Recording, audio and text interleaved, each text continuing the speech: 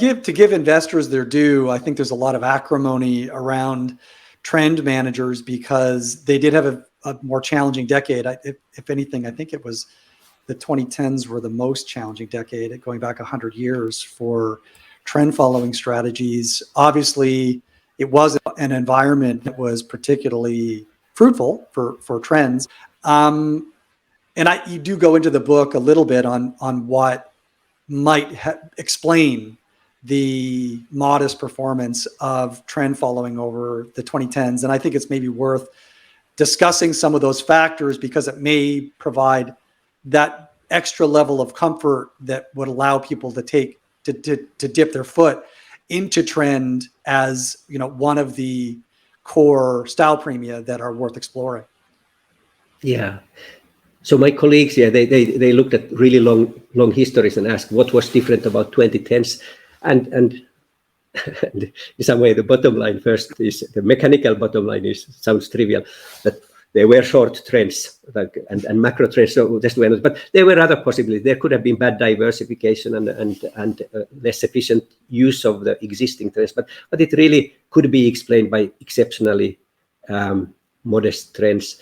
And I think when you sort of try to make economic sense of that, it seems best explained by central banks trying to curtail trends. They didn't want things too hot or too cold, and so when they could, and in 2010s they could, they were sort of preventing markets, from getting too risk on, and then Fed put was there certainly when the risk of scenario happened. And so now I think it's an interesting situation when central banks may be in a situation where they can't do this sort of easy thing. They have to face some hard choices, and I mentioned it in a couple of places in the book because I've been sort of waiting for that.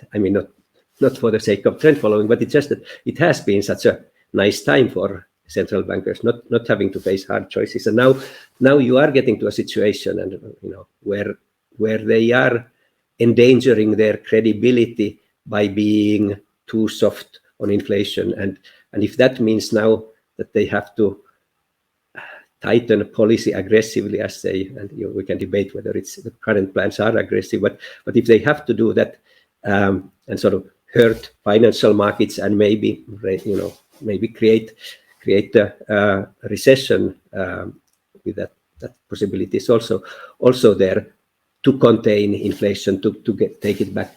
That's a kind of hard choice that I think it puts gives now in the context of trend following strategies and macro momentum. It gives a more open environment than 2010s when central banks could be curtailing market moves in the direction.